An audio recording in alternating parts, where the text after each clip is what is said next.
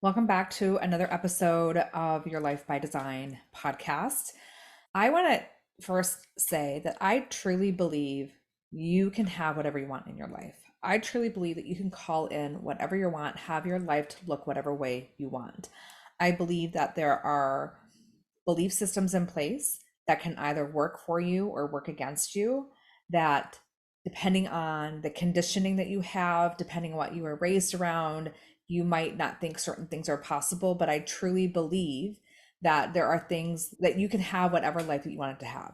With that being said, sometimes there are something greater at play that might make that thing look a little bit different. And this is what I want to talk to you about today and share with you something that happened to me several years ago and the lesson behind it. Like I said, I believe that you can have whatever you want. You can have your life looking like whatever you want. In fact, if you go back a few years ago, if you think back a few years ago, is there anything that's showing up now that you wanted? And maybe not as far back a few years ago, it could be a few months ago. It's like anything showing up now that you thought this is what you called in.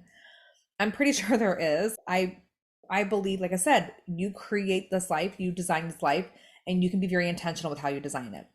But there are times where the path that you're on to get to this bigger picture isn't the right path for you. And there is something greater at play, whether it's contracts that are in place, like karmic contracts or lessons that you need to live out that has to happen.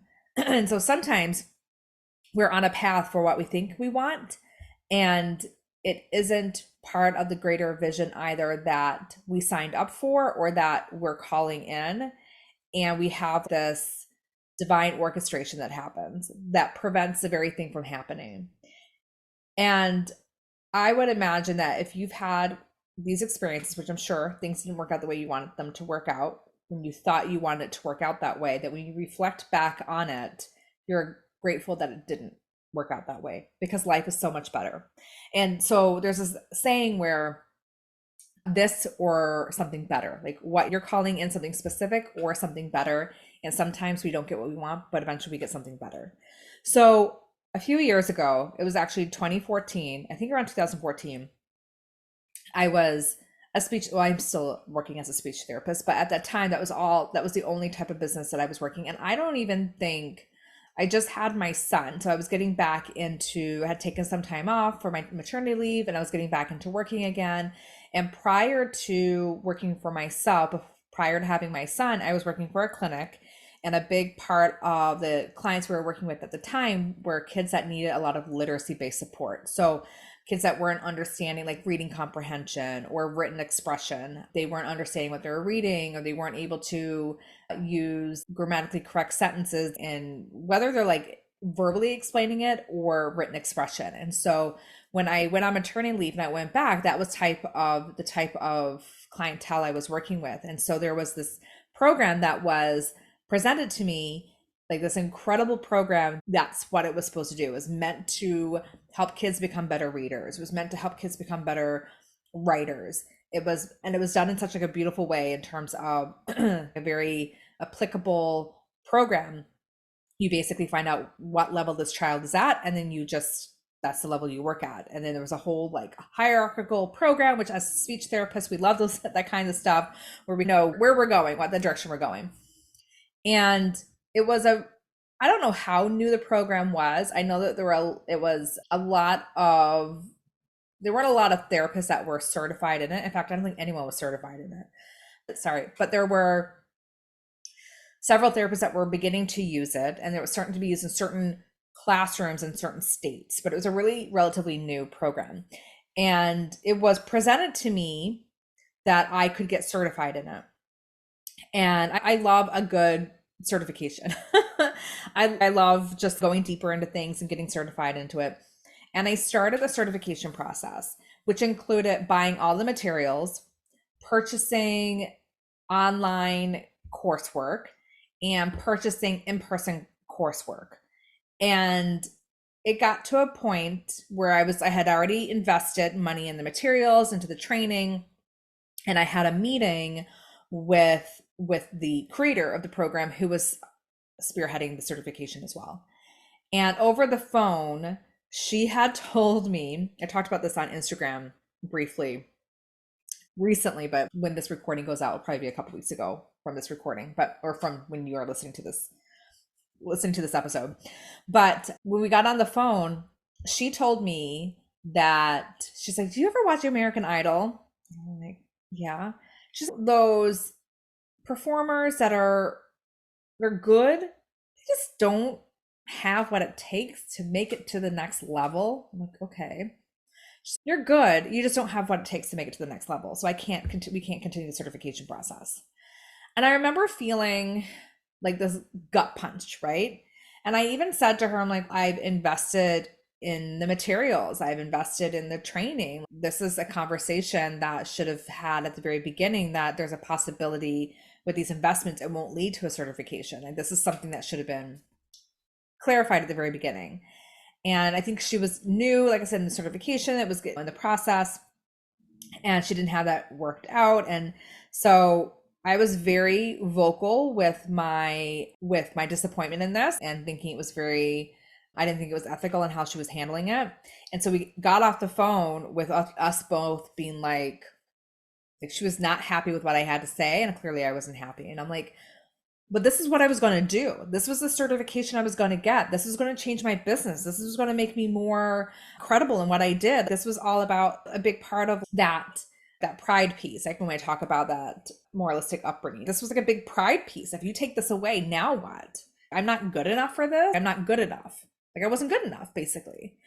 And when you talk about someone like not being good enough, first of all, there really isn't such thing as good enough, right? You're worthy, you're born worthy. There isn't like good enough to receive something.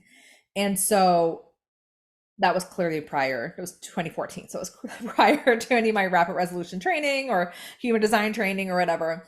But it was a very upsetting moment, and I put a lot of weight on that. But what I want to get to with this story is, so I clearly didn't get certified in that program, but I remember having a kiddo on my caseload who struggled with certain speech sounds. And I ended up getting trained in this program that would help with that. And that training led to a certification that I aced, that I was able to get, that I was able to make these connections very easily. I was able to wrap my mind very easily. I ended up getting certified in it. Actually, I was one of, I think at the time, under 250 people who were certified in it internationally. And then I started practicing more, bringing that modality in. But here's the thing. I've always said that I have this desire to help people find their voice. And what I've realized over the past few years is that this desire to help people find their voice is beyond speech therapy. It is like massive. It's more like on this collective level, right? Helping women find their voice, helping women find their authenticity, helping women find their empowerment through themselves, and being able to step in and embody this version who has this authentic voice, and being able to create the shift in their lineage, being able to create the shift for their kids, being able to be that model for their kids if they have it, but be able to create and participate in this collective shift of embodying like who you were designed to be. And so this certification program that I had really, the whole perspective of that certification really talked a lot about the connection of the body and how everything is connected. How even your tongue, right? You have this fascia. If you guys are familiar with the fascia blaster, you know that your fascia, it goes on top of your muscle. And if you have any tension in that fascia, it can show up in different parts of your body. And so kids who have, even adults who have a tongue tie and have a restriction at the level of the tongue, can impact fascia in other parts of the body. In fact, the fascia runs all the way down to your toes. And so it created for me like this bigger picture of, wow, your body is so connected. And we talked about, with the certification, brought in breathing, and like how proper breathing is so important, how proper nasal breathing is so important. And so being in our authenticity, being comfortable within our body, being able to be a clear vessel so we can get these intuitive downloads, breath work is really important because it helps to clear your mind. It helps you to have that clear vessel. So it's so fascinating when I look back at this certification that I end up getting led to me having a better understanding of the body. And then that led me to being introduced to an energy worker at a professional seminar course that I took.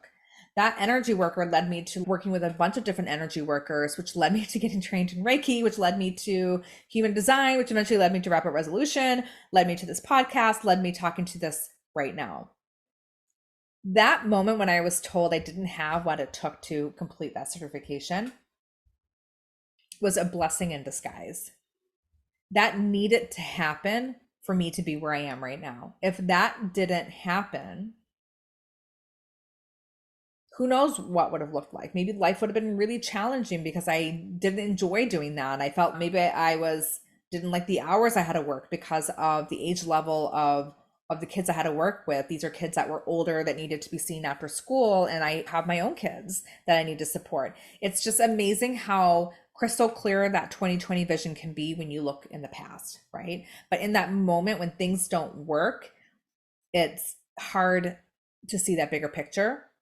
But I always believe there's something greater at play, that there is like a divine orchestration at play, a divine intervention that happens. And I believe that phone call of telling me I didn't have what it takes was literally like something higher up putting their foot down and saying, you will not go down this path. This is not the path that was designed for you. You will find something else. And so if you are listening to this and you feel like things aren't working out that you've wanted to work out so badly, that there is a block that you keep running into the same challenges, perhaps there's something greater at play. Perhaps this path that you're on maybe isn't the right one for you. And how can we let go of this need to control the outcome and just understand that life is always working out for you? It's always unfolding for you. And how can we let go and loosen the grip around whatever we're wanting it to happen so bad, and appreciate and step in this moment of gratitude, knowing that everything is working out the way it needs to work out. And I'm not saying we need to stand off on the sides and just let everything unfold in front of us, because there is this whole piece of co-creation at play. Like, we do need to step up, we do need to create, we do need to have a role, we do need to follow those intuitive nudges, we do need to play a role in this. It isn't one or the other, but it is a co-creation.